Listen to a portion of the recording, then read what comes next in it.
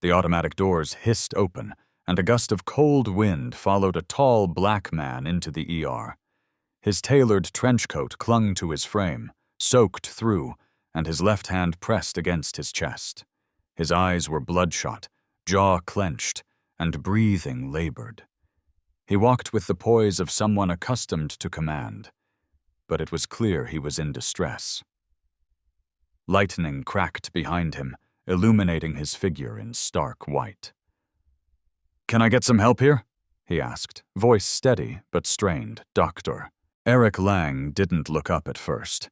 He was in no mood for dramatics. "Name?" the intake nurse asked. "Elijah Ward," the man replied, coughing into his fist. He staggered slightly and leaned on the counter. The nurse called for a wheelchair, but Dr. Lang was already frowning, watching from across the desk like a hawk surveying a suspicious target. "Another hypochondriac who couldn't stay home," he muttered under his breath. "Looks like he came from some fundraiser he wasn't invited to."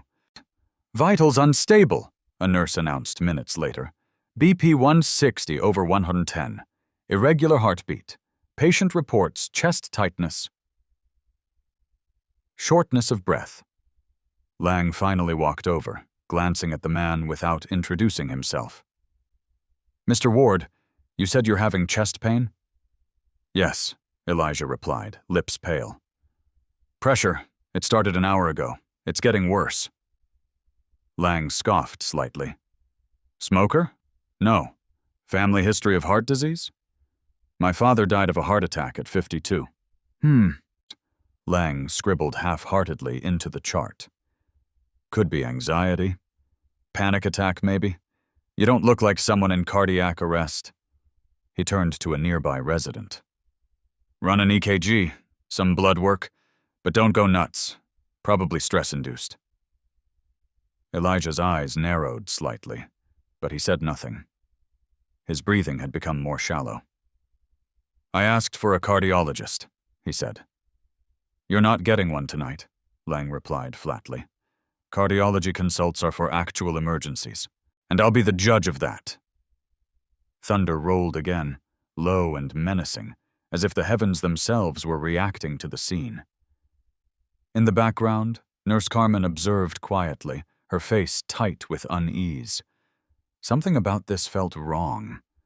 The man's demeanor, the way he carried himself even in pain, the watch on his wrist, a limited edition Omega, the kind of item no one casually wore unless they were someone.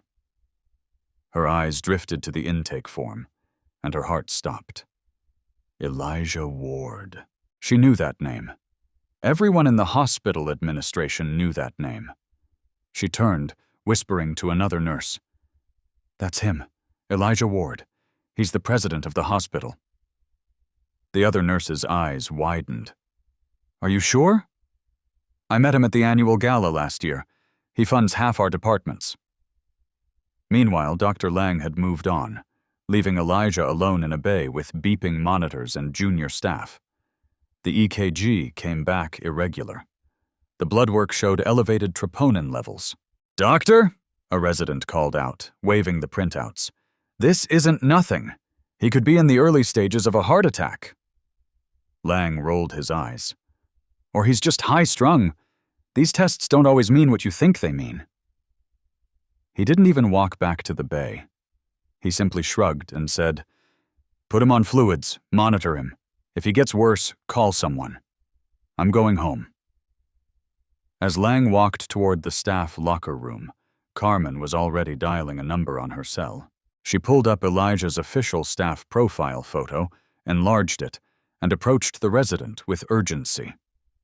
"You need to show this to him," she said. "Now." Minutes later, the resident sprinted to catch Lang, waving the phone in his face. "This is the patient," he said breathlessly. "Dr. Lang, he's the president of the hospital." Lang froze mid-step. The color drained from his face, as if lightning had struck him personally. "What did you say?" But it was too late. Elijah Ward had already been wheeled into the critical care unit by another physician. Administrators were being called. Phones buzzed. The whisper network exploded. A doctor had profiled, dismissed, and nearly misdiagnosed the head of the entire hospital system. Cameras from the storm-chasing news vans parked outside the ER now had an even bigger story than the weather. And that's just the beginning. Because sometimes the real storm isn't the one outside. It's the one we carry in our hearts. If you're as stunned as we are by how quickly prejudice can turn deadly, even in the halls of medicine, hit that like button, drop your thoughts in the comments, and don't forget to subscribe for part 2 of White Coat's Dark Storms. You won't want to miss what happens next. Title: White Coat's Dark Storms. Part 2. Microaggressions and Misdiagnosis. You're sweating a little much for someone just waiting for test results, don't you think, Dor? Lang said dryly, folding his arms at the foot of the ER bed. Elijah Ward lay half-reclined, pale under the overhead lights, sweat collecting at his temples. He turned his head slowly toward Lang, already exhausted from the last 30 minutes of subtle digs and outright neglect. "I'm sweating because I can't breathe properly," he said through shallow breaths. "And because no one has told me anything since I walked in here." Lang clicked his tongue. "Well, that's not true. I told you it's likely stress-induced." He raised an eyebrow. "Tell me, anything heavy going on at work? Family? Finances, maybe?" Elijah stared at him. "You think this is emotional?" "Hey, the body does strange things when we let our minds run wild," Lang replied, leaning against the counter like he was talking to a hypochondriac. "Especially for guys who work high-stress jobs and don't exactly look like they've kept up with their health." The implication, racial and personal, hung in the air like static before a lightning strike. From behind the curtain, the monitor beeped erratically. Elijah flinched. "I'm telling you, something is wrong. My chest is tight. My left arm feels like it's floating. My heart rate feels unstable." "You Googled that, didn't you?" Lang shot back with a smirk. "You're quoting classic heart attack symptoms, but you walked in here on your own. If you were in that kind of danger, I doubt you'd be calmly discussing it with me." He turned to a resident without looking at Elijah. "Let's not order any advanced imaging yet. No need to waste resources." Elijah sat up more forcefully than his body wanted to allow. "You think I'm wasting your time?" His voice was hoarse, but his eyes flared. "You haven't looked me in the eye since I got here. You won't even say my name." Lang raised a brow, pretending to be amused. "All right, Mr. Ward, if that makes you feel better, I'll say your name. But trust me, this isn't about who you are. I treat all patients the same."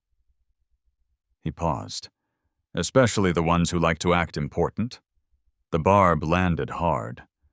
Elijah exhaled slowly through his nose, hands trembling with frustration. "This isn't a matter of me acting important. It's a matter of you assuming I'm not." The room tightened.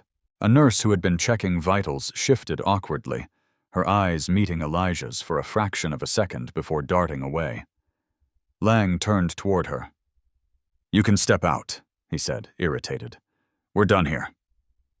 Elijah watched as the nurse walked out, hesitating as though she wanted to say something but didn't. The door clicked shut behind her. Lang tapped the tablet beside him. EKG was a little odd, sure, but nothing acute. Troponin is elevated, but not emergency room elevated. I've seen worse after a jog. He chuckled, though no one else joined him. "Maybe if you're lucky, I'll prescribe you something for the anxiety. Help you sleep at night." "I'm not anxious," Elijah snapped, sitting forward, his voice rising. "I'm in medical distress, and you're ignoring the data because I'm not the patient you wanted to see tonight.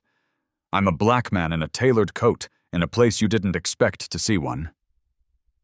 Lang flinched at the confrontation but recovered quickly. "Careful," he said, voice low and sarcastic. Wouldn't want to make this a thing now, would we? Elijah laughed once.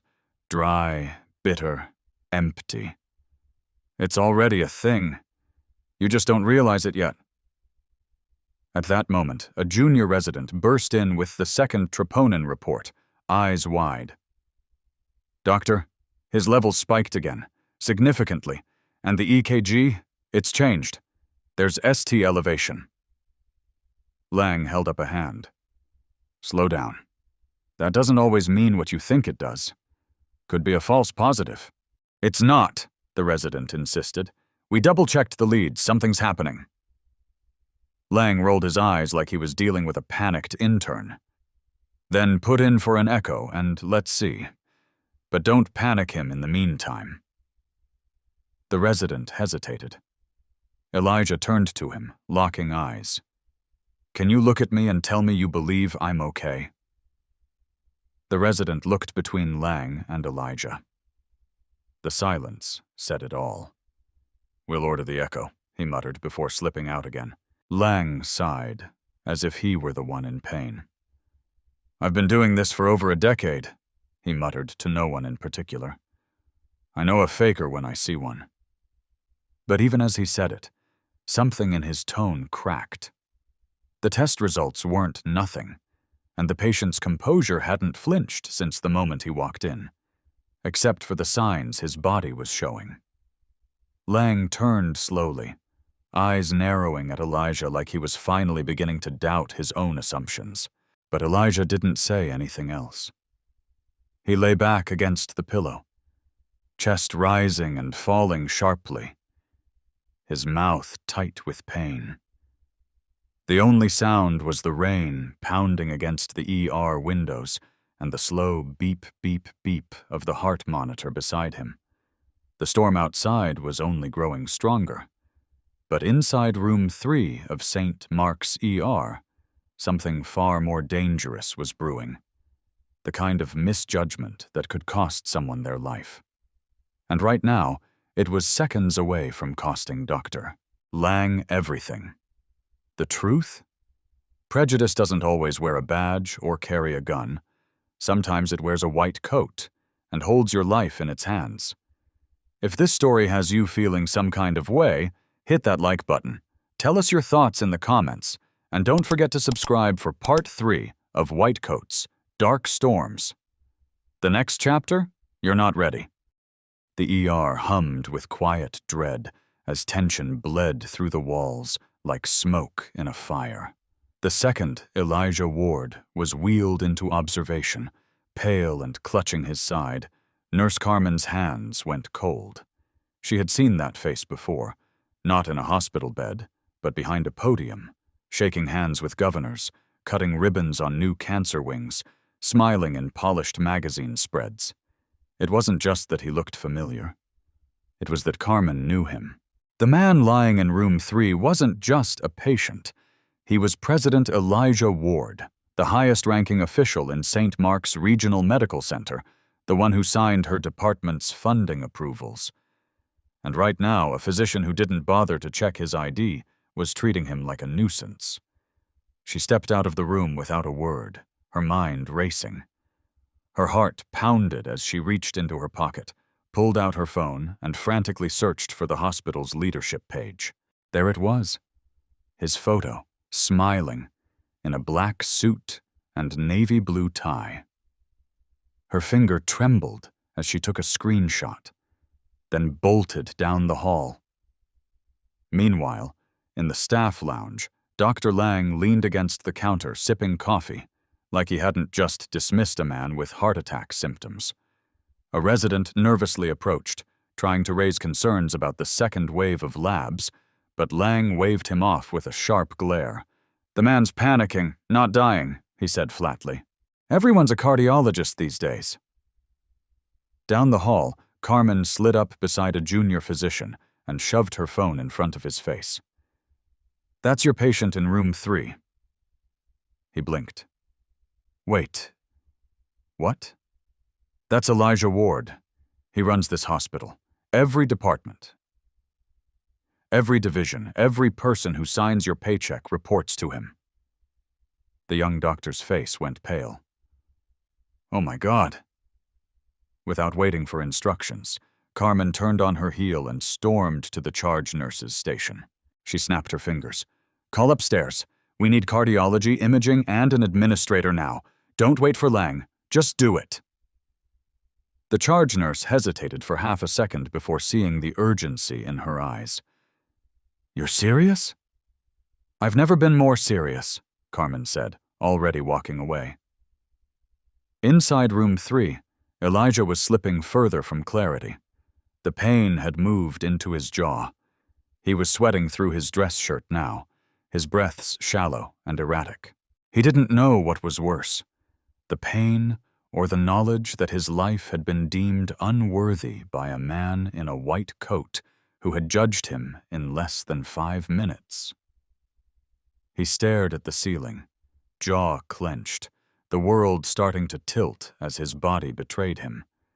No one was coming. Until suddenly, everyone was. A flurry of activity exploded into the room. 2 cardiologists, a chief nurse, and an assistant administrator all appeared at once, along with the young resident who had been ignored earlier. "Mr. Ward, we're taking you to advanced imaging," one of the specialists said, calmly but urgently. "Your labs indicate an NSTEMI. We're going to stabilize you." Elijah, semi-conscious now, could barely respond, but he nodded weakly. Down the hallway, Lang emerged from the lounge, confused by the sudden motion. "What's going on?" he barked, seeing staff wheeling Elijah away. "Who authorized that?" Carmen didn't stop walking. "People who actually did their jobs," she muttered under her breath. The assistant administrator peeled away from the group and locked eyes with Lang. "You need to come with me," she said tightly. "Now." They didn't go to an office. They didn't sit down. They stood in the hallway, Lang and the assistant, face to face under the fluorescent lights. "Did you know who that patient was?" she asked, voice hard. "What?" "No," Lang stammered.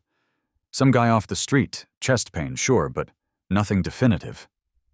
She took a deep breath, her face incredulous. "That man is Elijah Ward. You just dismissed and nearly misdiagnosed the president of this hospital." Lang's mouth opened, closed. No words came out. Words. The color drained from his face as if someone had sucked the marrow out of him. I didn't know. He didn't say." "He didn't have to say," the administrator snapped. "It was your job to treat him like any other patient, which you didn't.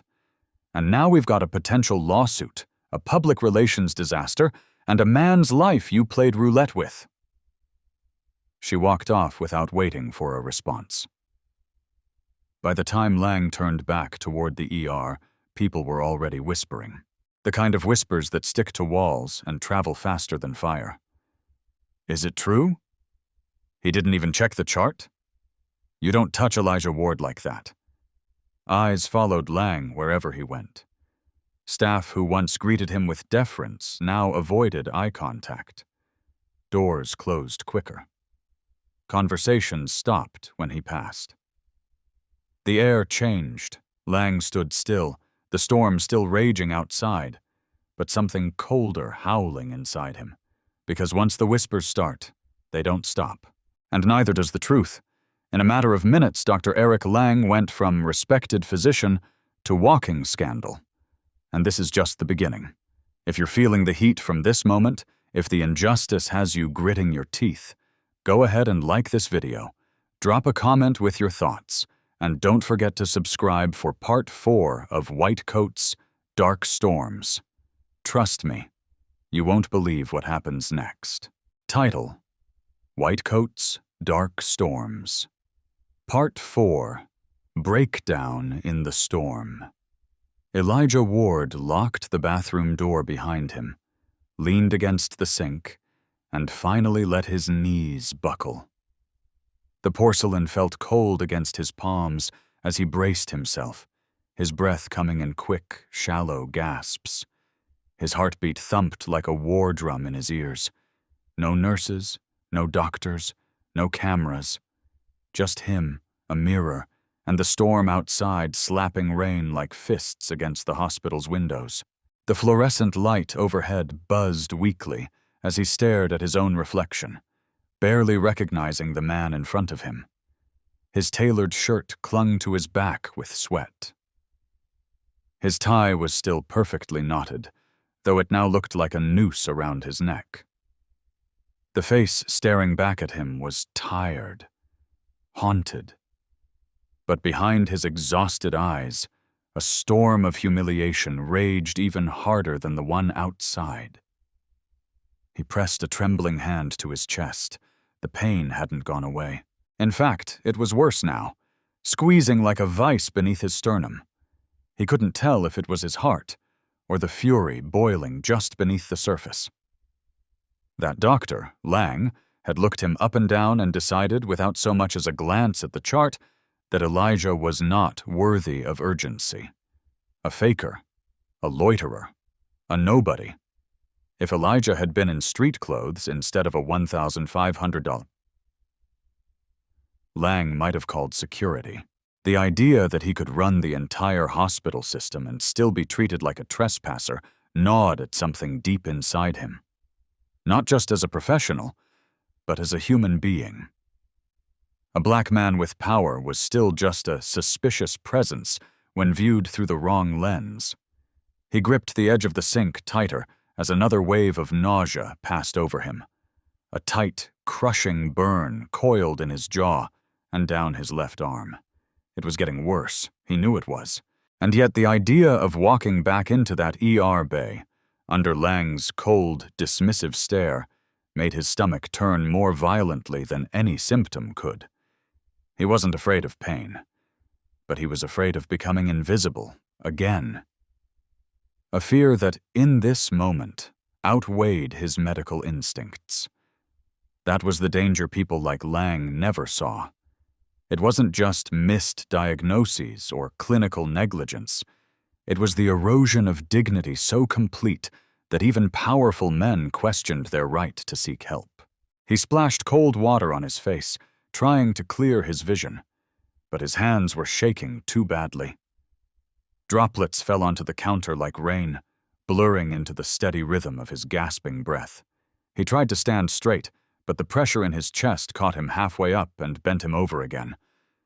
"Damn it," he muttered, eyes burning. "Not like this." His knees hit the tile, hard. He leaned against the wall, heart pounding so violently it sounded like footsteps echoing through the room. Thunder boomed in the distance, rattling the pipes overhead. Somewhere beyond the door, the PA system buzzed, paging a cardiologist to another case. Not his. Never his. It was a cruel irony. He had poured years into rebuilding this hospital, streamlined the ER's trauma intake, secured millions in funding for advanced imaging, implemented equity training programs Lang had probably skipped. His name was on the damn donor wall in the lobby. And yet, when he'd walked in that door tonight, he was just another suspect. Another black man in the wrong place at the wrong time. His title hadn't shielded him. His resume hadn't saved him. Because none of that mattered when the person in front of you decided you were less. A knock rattled the door. "Mr. Ward, are you okay?"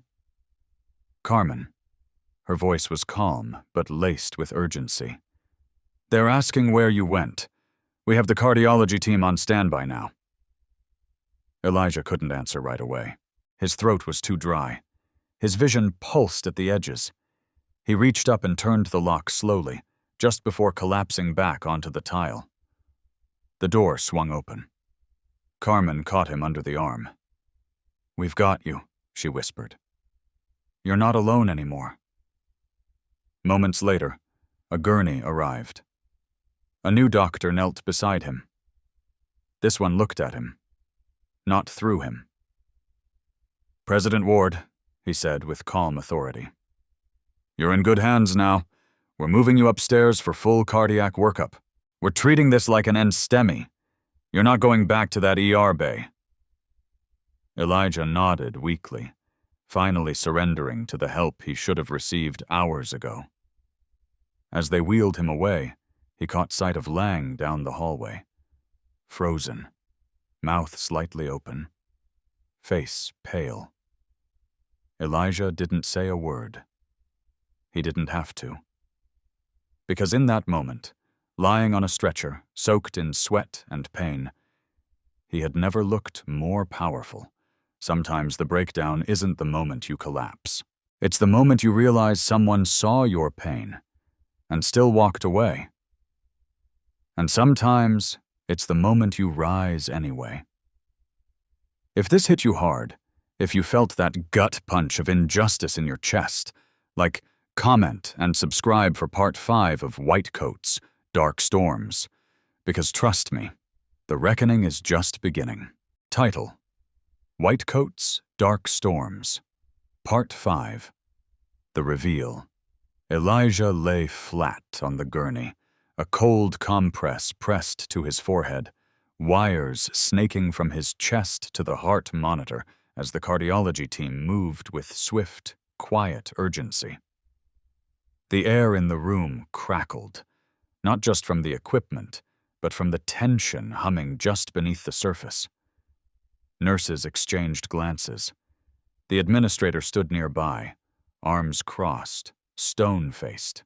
No one said it out loud, but everyone in that room knew. Something had gone horribly wrong tonight. And they were staring at the proof. Outside in the hallway, Dr. Lang stood frozen as a young resident rushed past him, holding Elijah Ward's intake chart. He reached out to stop him. "Where are you taking him?" he demanded. The resident didn't slow. "Upstairs, cardiology suite. We're prepping him for possible cath." "I already told you it wasn't emergent," Lang barked, annoyance edging into his voice. "This is turning into a circus." The resident stopped, finally, and turned.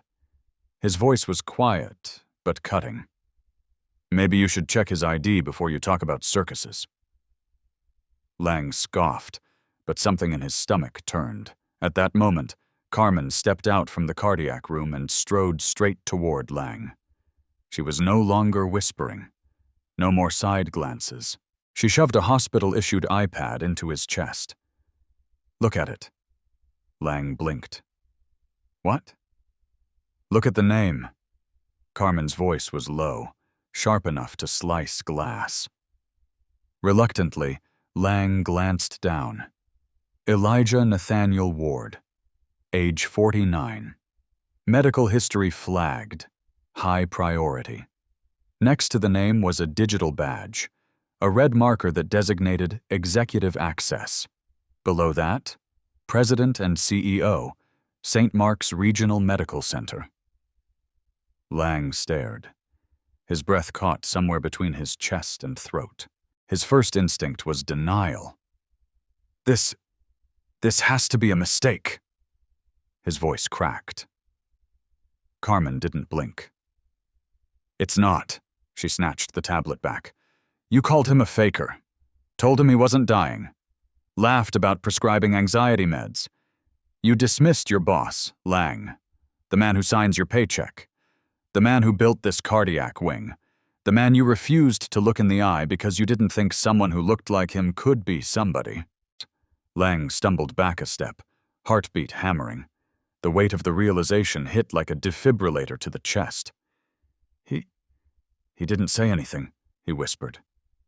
"He didn't identify himself." Carmen took one slow step closer. "He didn't need to. You had the chart. You had the symptoms. You had every sign in front of you, but you didn't see him. You saw a black man in a suit at night and made your call. You didn't just make a mistake, Lang. You gambled with his life."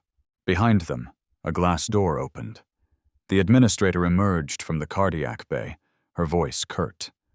"Dr. Lang, we need to speak. Now." Lang's feet moved, but his mind spun. Every insult he'd muttered under his breath, every time he'd rolled his eyes at Elijah's concern, every second he'd wasted pretending he was smarter than the tests, than the patient, than his own damn staff, all of it collapsed in on him at once. He was ushered into a conference room, the administrator shutting the door behind them. "Sit down." Lang obeyed, numb. "You are being relieved from duty effective immediately," she said without hesitation. "Pending a full investigation." Lang's voice came out in a whisper. "This is ridiculous. I didn't know—" "Exactly," she interrupted, eyes blazing. "You didn't know because you didn't bother to look." He ran a hand over his face. "I wasn't trying to hurt anyone." "You almost killed the president of this hospital," she snapped. "And the only reason you're sitting in this room and not being escorted out by security is because he's in stable condition. If that changes, so will everything." Lang slumped in the chair, color drained from his face. Back upstairs, Elijah was awake, though weak. He knew the room had filled with whispers. He could feel the shift in energy. People were polite now. Soft-spoken. Accommodating. The same voices that had been cold and dismissive just hours before now carried practiced compassion. He could see it in their eyes. They had finally learned who he was. And it infuriated him, because nothing had changed about him. Only their perception. Joshua, his chief of staff, had arrived and stood by his bedside, fists clenched. "You want me to call the press?" he asked, voice taut with rage. "Call a lawyer? HR? We go nuclear on this?" Elijah shook his head slowly. "Not yet." Joshua's jaw tightened. "He needs to pay for what he did." "He will," Elijah said, "but not in the shadows. This isn't just about him. This is about all the others, the ones who get dismissed and don't have the title to protect them. We're not making this a private complaint." Joshua narrowed his eyes. "What then?" Elijah turned his head toward the ceiling, eyes burning. "We make it public. Loud. We make it something they can't ignore." Downstairs, Lang sat alone in the empty room, the storm still slamming against the windows. For the first time in his career, the white coat on his shoulders felt heavier than armor. It felt like guilt. Because now he was the one being examined. The reveal had happened, and the truth was out. Sometimes justice comes not with a gavel, but with a name. And Elijah Ward had just reminded everyone of his. If that twist hit you like a thunderclap, if you felt the chill of that reveal in your bones, go ahead and drop a comment about your reaction, and subscribe to the channel for Part 6 of White Coat's Dark Storms. You haven't seen anything yet. Title: White Coat's Dark Storms. Part 6. Fallout begins. The next morning, the hospital was buzzing, but not with medicine. No one was talking about vitals or surgical rounds.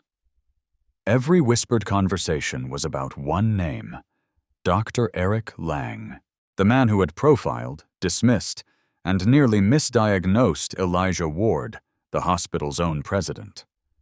Lang didn't even make it to the ER that day. By sunrise, he'd been placed on administrative leave. His photo had been quietly pulled from the hospital's internal directory. Staff were told it was pending investigation, but everyone knew better. This wasn't suspension, it was a free fall. And the fall wasn't quiet. Security footage had already been flagged. Electronic health record logs were under review. Nurses were asked to submit statements. Administrators moved like quiet ghosts through the corridors, cleaning up the mess Lang left behind. But no amount of paperwork could erase the viral explosion unfolding outside the walls. The news had leaked by 10 a.m., first as a tweet from an anonymous nurse account, then a blog post titled, "When the Doctor Doesn't See You, the Night St. Mark's Failed Its Own President." By noon, the story had been picked up by 3 local outlets. By evening, it was everywhere. The photo they used? Elijah, in a hospital bed, still wearing his blood pressure cuff, the faint bruises from EKG stickers visible on his chest. His eyes, fierce, steady, unflinching, burned through the screen. The headline read, "Power means nothing when you're black in a hospital." The article spread like wildfire. Interviews were requested. Protesters began forming outside the hospital by nightfall, holding signs that read, "We are Elijah," and "White coats, black lives." Some of the younger residents slipped outside to join them on their lunch break. One wore his white coat over his hoodie. "It could have been my dad," he said into a news camera. "It could have been me." Inside the hospital, Lang sat alone in an HR conference room, his phone buzzing non-stop. He hadn't looked at it in hours. The messages ranged from confused friends to his attorney. The email from the board had been cold and precise. "You are under formal review for professional misconduct, racial profiling, and negligence resulting in the endangerment of a patient's life. We advise you to retain legal counsel." He had.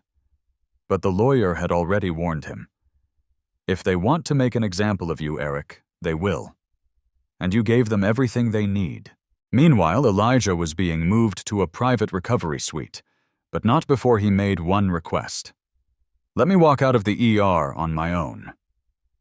The moment he stepped into the hallway, silence swept through the wing.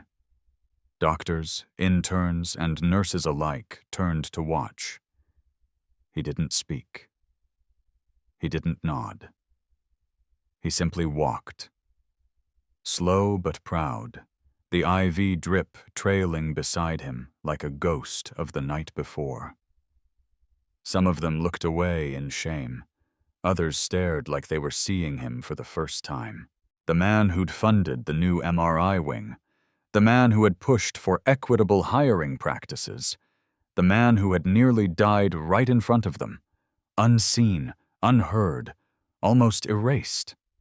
The boardroom at City Hall was filled that evening. Elijah, dressed in a fresh suit but still sore from the cardiac episode, sat at the head of the table. Around him, attorneys, hospital executives, PR handlers, and community leaders. Joshua stood beside him, fielding questions and flipping through press inquiries. "NBC wants a statement. CNN wants an exclusive. There's a podcast asking for a sit-down. What do you want to say?" Elijah folded his hands. "Nothing yet." Joshua frowned. "Nothing? You've got the momentum, man. Everyone's watching." "I'm not interested in a headline," Elijah said calmly. "I want change." Back at St. Mark's, the administrator stepped up to the podium in the press-filled lobby. "The hospital deeply regrets the mistreatment of Mr. Wall. We are conducting a full investigation into the conduct of Dr. Lang and are reviewing our internal protocols on bias training and emergency room intake procedures." But the crowd wasn't having it. One protester shouted, "Would you be sorry if he wasn't the president?" Another yelled, "What if he died? Would we be at his funeral instead of this press conference?" The administrator flinched. The media snapped photos. Behind the scenes, the boardroom calls were already being made. Sponsorships were being reviewed. One pharmaceutical partner emailed a veiled threat. "We expect your institution to respond to public concerns swiftly and transparently. Our partnership depends on it." Lang, holed up in his condo, watched all of this unfold in real time. The headlines, the live stream, the downfall. He scrolled through comments under the hospital's Instagram post. Words like disgrace, racist, and fire him now screamed back at him. His chest tightened, not from guilt but from panic. His reputation, once pristine, was radioactive. He picked up the phone and called the hospital's legal department. "I want to explain my side," he said quickly. "I didn't mean anything by it. I didn't know who he was. I was tired. It was late." The voice on the other end was flat. "Dr. Lang, the issue isn't that you didn't know who he was. The issue is that you didn't care who he might be. You profiled your own superior. You endangered a life. And you got caught. The line went dead. Back at the hospital, Elijah sat in his suite, watching footage of the protests through the news. He didn't smile. He didn't bask in vindication. He just watched. Quiet. Reflective. And then, without turning from the screen, he said, "Tomorrow we start writing the reform package." Joshua blinked. "You're not waiting?" "No," Elijah said, "because next time it won't be me, and next time they might not walk out of that ER alive." Outside, the storm clouds were finally clearing, but the real thunder was just beginning. If this chapter hit you like it hit Lang, drop a like, share your thoughts in the comments, and don't forget to subscribe for Part 7 of White Coats, Dark Storms. Because now the pressure is on, and not just in the headlines. Title: White Coats, Dark Storms. Part 7, Confrontation in the Boardroom. The boardroom was silent when Elijah Ward walked in, every eye snapping to him at once, not just because of the bruises still fading on his skin or the quiet intensity in his stare, but because the man they had underestimated was no longer just the hospital president. Today, he was a storm in a tailored suit. He didn't sit. He didn't shake hands. He stood at the head of the polished mahogany table, looked directly at the man sitting at the far end, Dr. Eric Lang, and said without ceremony, "Tell me what you were thinking that night." Lang cleared his throat, shoulders stiff, fingers clasped too tightly in his lap. He was no longer the smug physician in a white coat, lording over ER patients. He looked like a man clinging to a life raft in a sea of consequences. "Mr. Ward, I want to begin by apologizing." "I didn't ask for an apology," Elijah cut him off coldly. "I asked what you were thinking." The other board members, department heads, and legal counsel sat in stunned silence. Joshua stood behind Elijah, arms crossed, eyes locked on Lang. The air felt like it might snap in half. Lang inhaled sharply. "I didn't know who you were. I was tired. It had been a long shift. I didn't recognize the symptoms as emergent." Elijah stepped forward, slow and deliberate. "Stop. We both know what happened. You saw a black man in a suit, standing calmly, speaking clearly, and you still decided I didn't belong. You dismissed my pain. You ignored clinical signs. You disrespected your oath. Don't hide behind fatigue." Lang flinched. "I made a mistake." "No, Lang," Elijah said, voice low but sharp. "You made a decision. One rooted in bias you've never had to confront. You didn't just fail me. You failed every person in that ER who looks like me. Every patient who walked in without a title and left with trauma." One of the board members cleared his throat awkwardly. "Mr. Ward, while we understand the gravity," Elijah's hand went up. "I'm not finished." He turned back to Lang.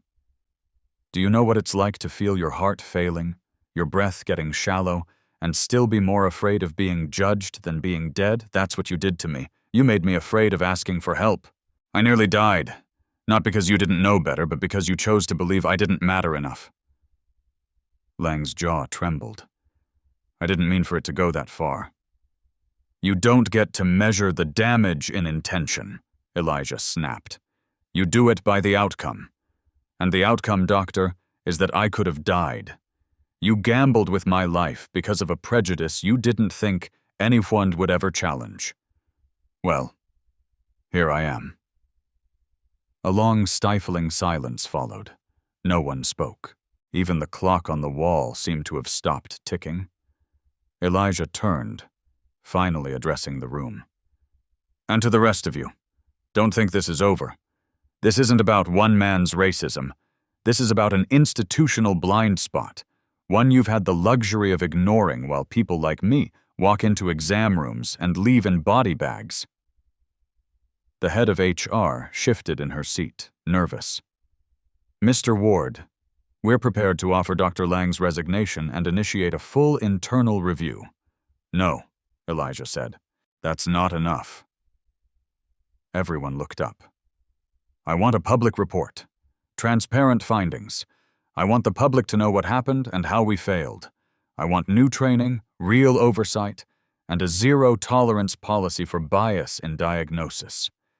And I want to be the one to present it. Lang's face collapsed. You're going to destroy my career. No, Elijah said, walking toward the door. You did that. I'm just not letting you hide from it. He stopped just short of leaving and turned back once more. You thought I was just another patient you could silence with protocol. You thought wrong, and now the whole city knows it. As he exited, the room remained frozen, a mausoleum of stunned reputations. Outside the boardroom doors, Joshua gave Elijah a look. Equal parts admiration and fire. That, he said, was one hell of a storm. Elijah didn't respond. He was already dialing the communications director. Schedule a press conference. Tonight. Joshua raised an eyebrow. You sure? Yes, Elijah replied. We let this air out in the light. No more dark corners. Because if power protected silence before, it was now going to power the truth. And that truth? It was loud. It was public. And it had a name. If that confrontation left your heart pounding like it did mine, drop a like, share your thoughts in the comments, and don't forget to subscribe for Part 8 of White Coats, Dark Storms, and the Revolution is Moving to the Streets, and the Podium. Title: White Coats, Dark Storms. Part 8. Collapse and Reflection. Dr. Eric Lang stood in front of his bathroom mirror at 2:47 a.m., hands gripping the edges of the sink so tightly his knuckles had turned white. The glass reflected a man unrecognizable to himself.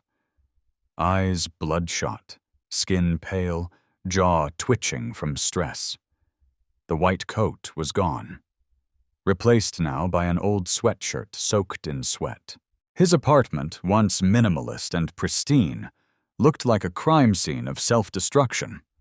Pizza boxes, unopened mail, half-empty whiskey bottles, and shattered pieces of his framed medical diploma, which he had hurled at the wall hours earlier. Outside, the city hummed low under clouded skies, the last remnants of the storm still clinging to the rooftops like ghosts that refused to leave. Inside, the fallout of Lang's choices was devouring him. Second by second. He hadn't slept in 2 nights. Couldn't. Every time he closed his eyes, he saw Elijah Ward's face, calm, controlled, and blistering with truth. He heard the voice again. You made a decision, not a mistake. Over and over again, those words ricocheted through his skull like bullets. He saw the tweets, the op-eds, the news anchors dissecting his every move like surgeons peeling back his character in layers. Dr. Profile's hospital president. Implicit bias nearly kills St. Mark's CEO. White coat. White arrogance. The humiliation wasn't just public. It was biblical. The hospital had officially accepted his resignation earlier that evening. The letter was sterile, impersonal. Dr. Lang is no longer affiliated with St. Mark's Regional Medical Center. We wish him the best. He imagined the smugness behind that final line. They were done with him. He was radioactive now, untouchable, toxic. A career that took 20 years to build incinerated in 20 minutes. He'd once been considered one of the top trauma physicians in the region. Now he was a cautionary tale, in cultural competency seminars. His phone lit up with another message. This one from his mother. "Eric, what's happening? I'm seeing you on the news. Please call me." He couldn't bring himself to respond. She'd never understand. She still lived in the suburbs, still believed the world was merit-based and colorblind, still raised him to think that if he followed the rules, treated people fairly, he'd be a good man. But fair had become a lie with a white face and a polite tone. Fair had failed him. Or maybe he had failed it. Lang walked to the living room and slumped onto the couch, cradling his head in his hands, elbows on his knees. It wasn't just the career. It was the identity, the entire identity he had built for himself. He was supposed to be the good doctor, the one who didn't make waves, who treated people based on facts and data. But the facts and data had been there: elevated troponins, ST elevations, pain in the left arm. And still, he ignored them. Why? Because the man delivering them didn't fit the patient profile in his head. That realization gutted him more than any disciplinary action ever could. It wasn't the lawsuit letters that crushed him. It wasn't even the fury on social media. It was the idea that he'd become exactly what he swore he never would be: a gatekeeper of a broken system. A man who wore the white coat like armor, but used it as a shield from accountability. He remembered laughing with colleagues about those patients, remembered rolling his eyes when hospitals started DEI training, remembered saying, "I treat everyone the same," like it was some badge of honor, when in truth it was a form of blindness. And now, the cost of that blindness was a man's life almost slipping away, and the entire city watching. A knock at the door jolted him. It was nearly 3:15 a.m. He sat frozen, unsure if it was press, police, or something worse. Another knock. Firmer. Closer. He stood, hesitating, then opened the door a crack. A delivery bag was sitting on the floor. No one in sight. He blinked, confused. It had no label, no name, just a handwritten note. "You're lucky he lived." Lang stumbled back like he'd been struck. He kicked the bag down the hallway and slammed the door shut, chest heaving. The weight of it, the silence that followed, settled like wet concrete on his chest. Even strangers were delivering shame now. He returned to the mirror, looked again. Still the same face. Still the same haunted eyes. The drip of the faucet tapped out an uneven rhythm. His hands shook as he reached up and wiped the fog from the glass. And then he did something he hadn't done in years. He cried. Not a dignified cry, not a single tear. He broke. Entirely. Sobbing into his fists, choking on grief, on guilt, on the memory of Elijah's voice telling him that he didn't matter. He screamed into his palms, cursed, slammed his hand into the wall so hard it split the skin on his knuckles. Because the truth wasn't just that he had been wrong. The truth was that he had become the thing he used to hate. The arrogant doctor, the dismissive white man, the danger in the room that no one expects. After what felt like hours, he sat down on the floor, back against the wall, knees pulled to his chest. The TV was still on in the background, sound off, screen glowing. It showed a press conference. Elijah Ward at the podium, surrounded by hospital leaders, community organizers, medical students of color, and reporters. Even without the audio, Lang could see it in Elijah's face. This wasn't revenge. This was purpose, fire, reform.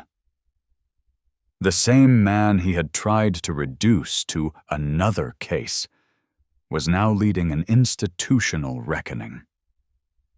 Lang stared, exhausted. And for the first time, a terrible clarity swept over him. Maybe he wasn't the victim here. Maybe he was finally facing what he'd avoided his whole life: responsibility.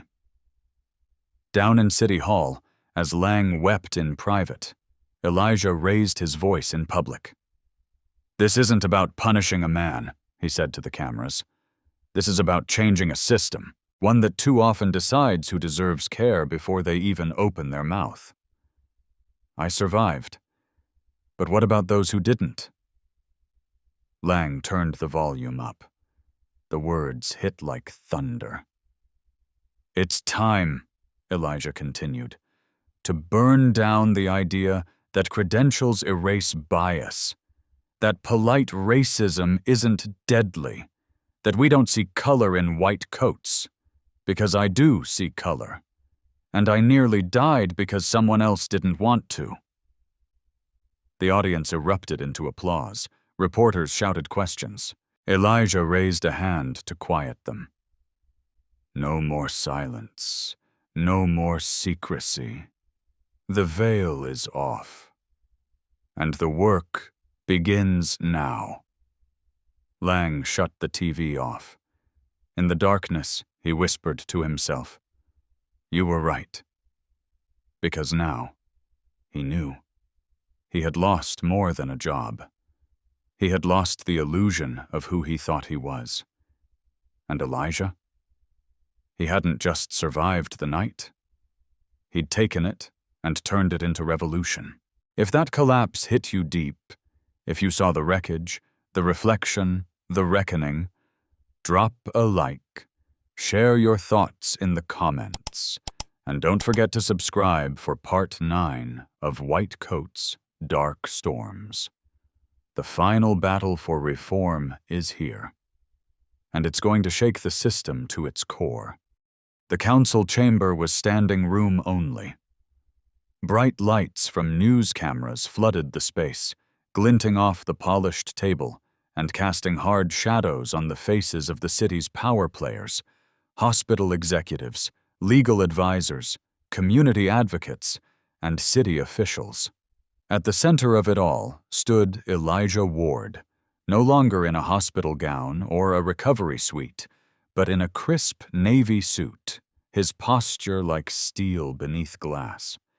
The bruises had faded, but the fire had not. He wasn't just there to speak. He was there to command.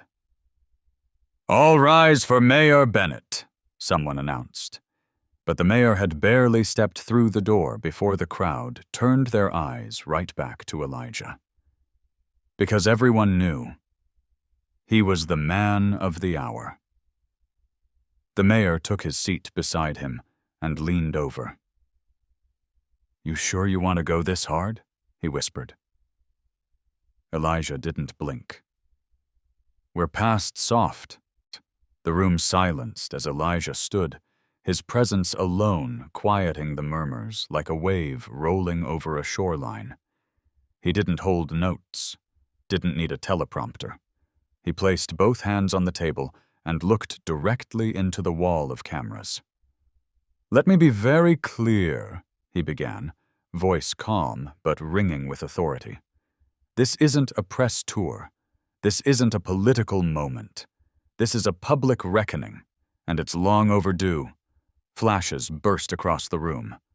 "I stood in a hospital that bears my leadership, my vision, and almost lost my life because someone looked at me and made a decision based not on my symptoms, but on my skin." Murmurs stirred, but Elijah raised his hand. "No, listen, really listen, because this isn't just about me. This is about the black man who walked into an ER with chest pain last year and was told it was indigestion. It's about the Latina mother whose pain was dismissed as anxiety. About the trans teen who left without treatment. It's about everyone who was invisible when they should have been seen." He turned toward the hospital board, seated to the right of the room. "Your silence made room for this. Your policies enabled it. And now we're rewriting the rules." He lifted a document from the table and held it up high. This is the Patient Equity Protection Act. And tonight, we're passing it. Gasps rippled through the crowd.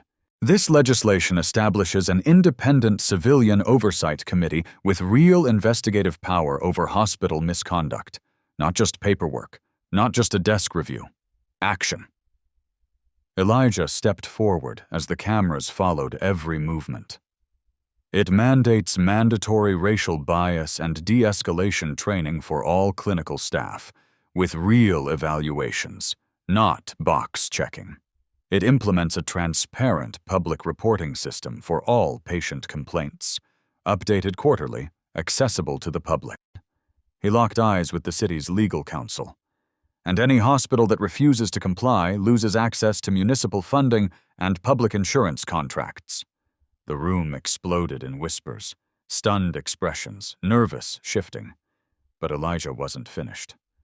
To the unions who've warned me that morale will collapse under this bill, I say, then maybe it's time we rebuild morale around accountability. To the executives who say this will drive doctors out, I say, if you can't treat people with dignity, get out. And to the citizens of this city? His voice rose, shoulders squared. I say this is your system, and today we take it back. Applause thundered from the crowd. Protesters watching from the overflow rooms cheered. Outside, people chanted Elijah's name. But inside the room, not everyone clapped.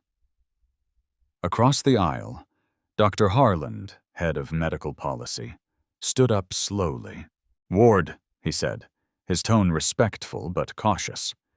"We agree with the spirit of the reforms, but these changes are sweeping. They'll cause instability. You're proposing systemic transformation overnight." "No," Elijah cut in, sharp and clear. "I'm proposing justice that's already years late." Harland nodded, but held his ground. "Some of these policies bypass due process for our physicians. You're putting careers at risk." Elijah's eyes narrowed. "I nearly died in your system because someone decided my life wasn't worth the protocol. You're worried about careers? I'm worried about lives." Another man rose, Councilman Rourke, one of the hospital's longest-serving board members. "This is an emotional issue," he began, "but we can't let emotion dictate policy." "I agree," Elijah said. "So let's talk facts." He pulled out a binder and tossed it on the table with a slam that echoed through the chamber. 163 documented complaints of racial bias in 5 years. Only 3 resulted in disciplinary action. None led to termination. He flipped it open. "Here's the data. Here's the rot. You want to talk about facts? I am the fact." For a moment, silence reigned. Then, slowly, someone at the table began to clap. A councilwoman, then another, then more, until even the hesitant faces couldn't hold back. Mayor Bennett nodded. "The motion to adopt the Patient Equity Protection Act is officially on the table. Let's vote." Hands rose across the room. "All in favor? Aye? Aye? Yes. Yes." The votes passed. Unanimous. The applause that followed shook the windows. As Elijah stepped away from the table, Joshua met him in the hall, eyes wide. "That was a war." "That," Elijah replied, adjusting his tie, "was just the first battle." Within the hour, every major news network ran the headline, "Saint. Mark's president pushes through historic healthcare reform." Lang watched from his apartment, staring at the screen. No rage, no bitterness, just quiet, haunted recognition. The man he had dismissed had just restructured the very system that once protected him. At St. Mark's Hospital, a new sign was placed above the entrance that same night. "Accountability is our standard. Equality is our duty." And beneath that, in smaller letters, a new plaque. "This hospital is committed to honoring the dignity of every patient, without exception." Inspired by the courage and leadership of Elijah Ward, the white coats would still walk the halls. But now, they'd walk in his shadow, because from this moment on, the system had a new mandate, and its name was justice. If that final victory sent chills through you, if you've been riding this storm with us and felt the power of this moment, drop a like, share your thoughts in the comments, and don't forget to subscribe for more true-to-life dramatic storytelling in White Coats, Dark Storms. This may be the end of this chapter, but the fight for justice is far from over. Absolutely. Here's a single, flowing 1,000-word paragraph that captures the life lessons from White Coats, Dark Storms in a powerful, dramatic reflection. In the wake of White Coats, Dark Storms, it becomes painfully clear that the most profound lessons are not found in speeches or ceremonies, but in the silent moments when dignity is denied and truth refuses to stay quiet. Elijah Ward's journey exposes a brutal truth. Power, prestige, and position are no shield against prejudice. Even as president of a major hospital, his blackness made him invisible to a man who was supposed to save lives, not judge them. The first, searing life lesson we take is this: racism doesn't check your title before it chooses to act. It doesn't care about your degrees, your suit, or your influence. To be black in a biased system is to always be one misjudgment away from danger. But perhaps equally powerful is what Elijah teaches us in response. Composure is power, not silence, not submission, but the ability to hold your fire and focus it into a weapon of change. In the face of humiliation, physical distress, and dehumanization, Elijah did not shout. He strategized. And that calm, controlled resolve, his refusal to flinch in the face of disrespect, is what gave him the power to not just demand justice, but enforce it. We also learn that silence from others is never neutral. The nurses who looked away, the residents who hesitated, each one of them became a brick in the wall that almost buried a man alive. Silence in the face of injustice is not passivity. It is complicity. If you see harm and do nothing, your hands are not clean. The story rips away the comfortable excuse of, "I didn't know," because you did. You saw it, you felt it, and you chose comfort over courage. But then comes the reminder that even in systems this broken, one voice can be the match that lights an institutional fire. Elijah took a single act of bias, one encounter meant to humiliate him, and transformed it into city-wide reform. One man, refusing to stay quiet, shifted an entire structure. Never underestimate your power when it's rooted in truth. But truth, this story tells us, is often buried under professionalism, tone, and polite racism. The kind that wears a white coat, speaks in calm clinical terms, and still ends lives. Dr. Lang never shouted a slur, but his bias was a blade. It cut Elijah without ever raising its voice. And that's the horror. Some of the most dangerous people are the ones who don't know how dangerous they are. That's why implicit bias is not just a flaw, it's a threat. It kills silently, efficiently, and under the guise of expertise. And that's why accountability must be more than private HR meetings or quiet suspensions. Elijah knew that justice delayed and silenced is justice denied. His demand for a public reckoning shows us that healing doesn't come from whispered apologies. It comes from truth in the open air, where everyone can see the wound and witness the repair. Still, even truth doesn't come easy. Elijah faced political pushback, institutional resistance, and the weight of an entire system trying to preserve its comfort. And yet, he pushed through. His fight teaches us that real reform doesn't come by asking nicely.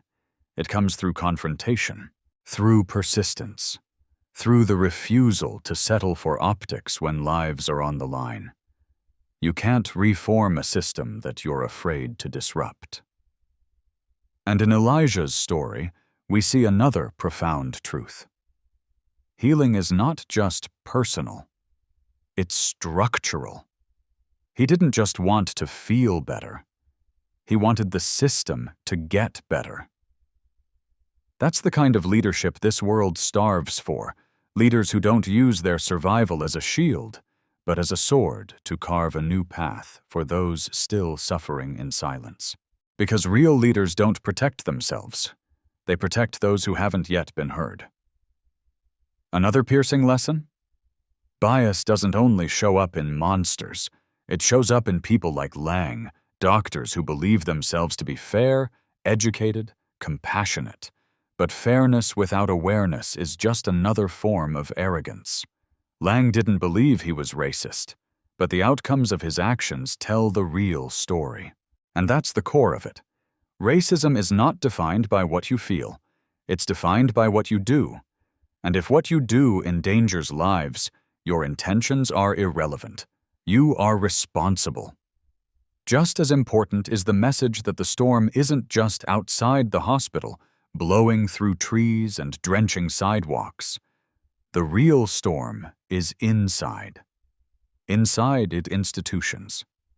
Inside minds. Inside every moment a person is dehumanized without a word. And storms like that don't pass on their own. They have to be faced. Head on. Elijah did just that.